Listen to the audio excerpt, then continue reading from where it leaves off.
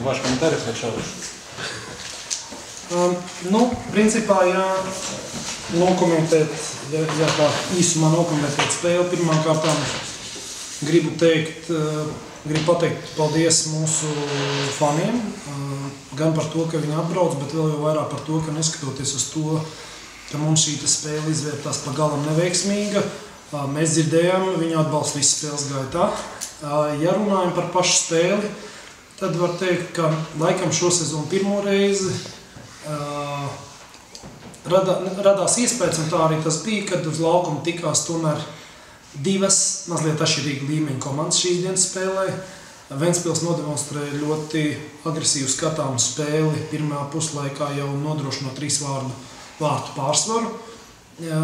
Mums problēmas radīja pirmām kārtām jau tas, ka bija jāveic izmaiņas, zināmā mērā piespiedu izmaiņas, pamatsastāvā tika nomainīti 2 aizsargi, un aizsarga līnija tomēr ir tāda, kur tas ir vairāk vai mazāk jūtams, it īpaši situācijās, kad mēs spēlējam pret komandu, kas ir spēcīgāk par mums, kur ir vairāk jādarbojas aizsardzībā, daudz ir sadarbības un pārvietošanās momenti, un šajos momentos mēs izskatījāmies nevisai pārliecinoši, bet galvenais iemesls tomēr mūsu šīs dienas zaudējumam ir tas, ka Ventspils izrādījās pārāk visos komponentos.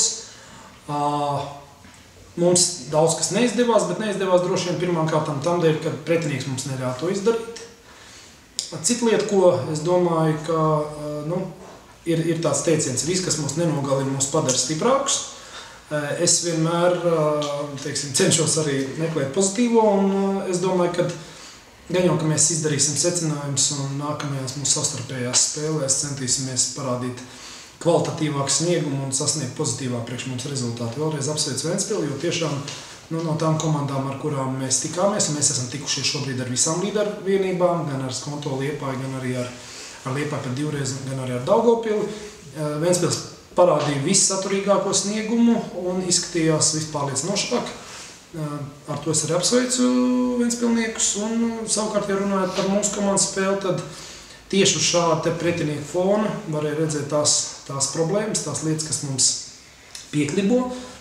Strādāsim. Tagad mums ir priekšā 2 atbildīgas spēles ar Gulbeni un ar Olimpu, kur mums ir jāņem punkti.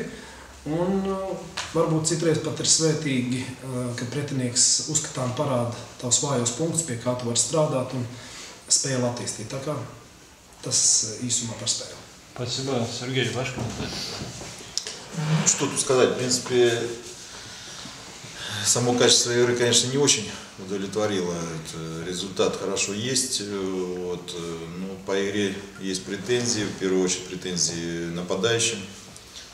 Пара это не очень, конечно, хорошо сыграла, я считаю.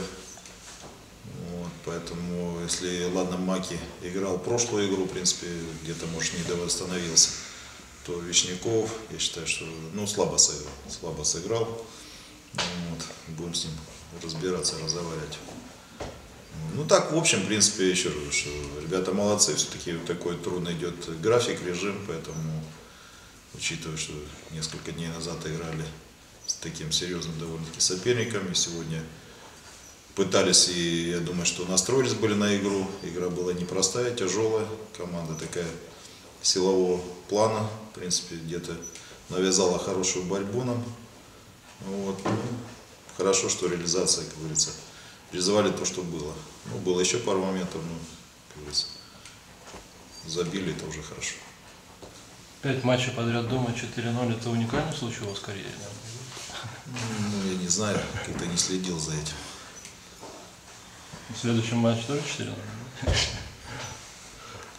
Домашний. Все уже спрашивают, как сыграет Вентспилс уже дома. 4-0 только, да, получилось? Не знаю, посмотрим. Данис, у меня вам вопрос. Савченко много пользы Илгаю принес в прошлом сезоне, да? Как вы его оцениваете сейчас в Вентспилсе? Es domāju, ka, ja mēs runājam par Igoru Savčenko sniegumu, viennozīmīgi viņš pagājušā sezonā mums ļoti noderēja komandai savu sniegumu. Es domāju, ka arī viņam pašam par labu nācis ir tas, ka viņš atguva pārliecību par saviem spēkiem pēc traumas. Kas man atbēdināja viņa sniegumā, tie ir vārtu gūms mūsu vārtos. Tas man atbēdināja, protams, bet vispār man ir prieks par Igoru un arī, teiksim, Isenis mums ir ļoti laba sadarbība ar Ventspils klubu, tāpēc arī ir prieks par to, ka komanda rāda pietiekami saturīgu sniegumu. Un, pareizi arī kolēģis teica, droši vien, ka viņam ir zināmas pretenzijas pret saviem uzbrucējiem, ja reiz centra aizsargs ir jums viens no rezultatīvākajiem spēlētājiem. Bet es domāju, ka Igors uzvelko kapteiņu apseju tādā klubā kā Ventspils šobrīd arī atbilst tām kvalitātēm, ko klubs pret viņu izvirs. Tā kā man ir tikai prieks, ka pagājušā gada viņa īre FK Jelgavā bija apusēji ļoti vērtīgi. Te jautājums Daņam, ko darīsiet ar Marku Dānovu? Pēdējās 2 spēles, 2 vārdus viņas citsapziņas, vai būs kaut kāds izmaiņas šajā pozīcijā? Izmaiņas nebūs, tāpēc, ka es pilnībā uzticos Marka sniegumam. Kļūdas ir visiem, tas ir tāds retorisks jau jautājums, ja mēs skatāmies, cik uzbrucēji nesit gols iekšā, izgājienās 1-1. Viņi 4 reizes nerealizē izgājienu 1-1 un 5. reizē realizē iesit vienīgos vārds un viņi varoņi. Vārdsargs tomēr tā ir tāda specifiska pozīcija un kļūdas maksā diezgan dārgi. Pagājušā spēlē tiešām Marks kļūdījās, bet šajā spēlē tur bija gan laukuma momenti, gan tā tur jāpanalizē, jāpaskatās video. Visādā ziņā es absolūti uzticos Markam, strādāsim pie tām lietām, kas viņam pietrūkst, kur kaut kas neiet, bet šobrīd viņš ir viennozīmīgi pirmais vārdsargs. Kā komentēt Māču Ošu debijas komandas sastāvā?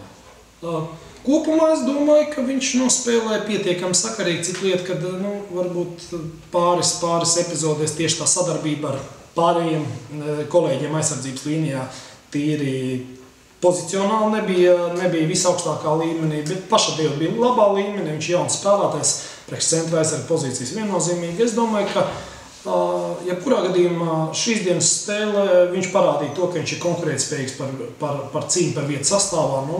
Visu izšķirs atklātā konkurence ar pārējiem komandas biedriem, kas spēlē šajā pozīcijā, bet visā vismā es vērtēju pietiekami pozitīvi viņas sniegumu. Сергей, Ругин защитник, Ругин полузащитник. Это такой приятный ребус для вас перед каждой игрой, куда его поставить? Да нет, в принципе, я думаю, что он и там неплохо справляется. Пока на сегодняшний день где-то больше устраивает защитника.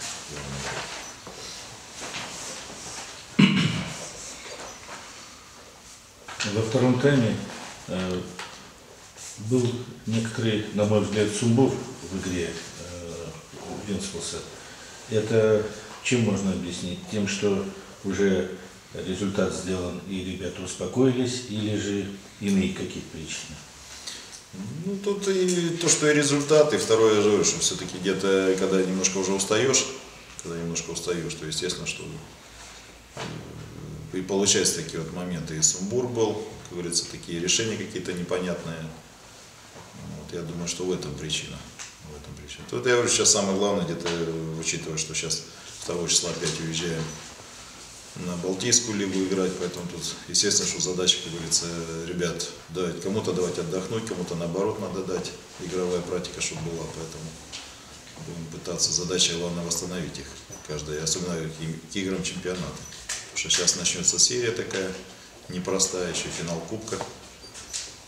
Поэтому думаю, что именно задача восстановления команды. Сергей Суханов опять провел очередной отличный матч, да? Можно уже сказать, что это большая удача вообще селекции Вентспилса в этом сезоне, потому что очень угадали. Нет, то, что это хорошее приобретение, я думаю, что он показывает на поле, да, не всегда, как говорится, получается, но то, что, я говорю, это вот как раз то имеет место, то, что где-то немножко отдохнул, у него пауза была именно с Лиепаем, потому что было видно, что он уже такой подуставший был, дали ему возможность отдохнуть. И сегодня он уже так, как говорится, выглядел посвежее. Например, остальных того же Космачева, где-то в середине поля, Лайзенса.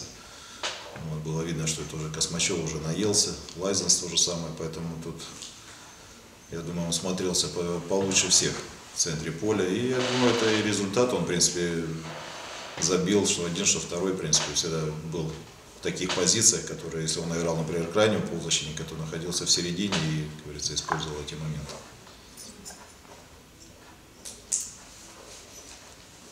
В первом тайме вы один раз вышли к бровке всего за весь тайм. Что-то защитникам подсказывали? Многовато назад играли или что? Да, это было замечание там Вовы Беспалова. Ну, в принципе, много, да. Где-то пытались, когда ситуация, как говорится, позволяла больше атаковать, наоборот, была возможность работать с мячом вперед, то Володя где-то пытался сохранять через защитников, через центральных. Ну, я думаю, там ситуация, в принципе, подсказывала, что надо было все-таки больше играть вперед. А во втором тайме что-то вы судье очень активно подсказывали. Ну, судье там, в принципе, единственный момент, я говорю, что, в принципе, трактовка просто немножко разная. Я согласен, что там за задержку руками надо давать, особенно когда срыв атаки идет, все это. Ну, если ты даешь здесь, то надо давать и сопернику надо потом. Ну, были такие моменты, которые, я говорю, что где-то поставил вопросы. Еще вопрос. Все, спасибо. Все, спасибо.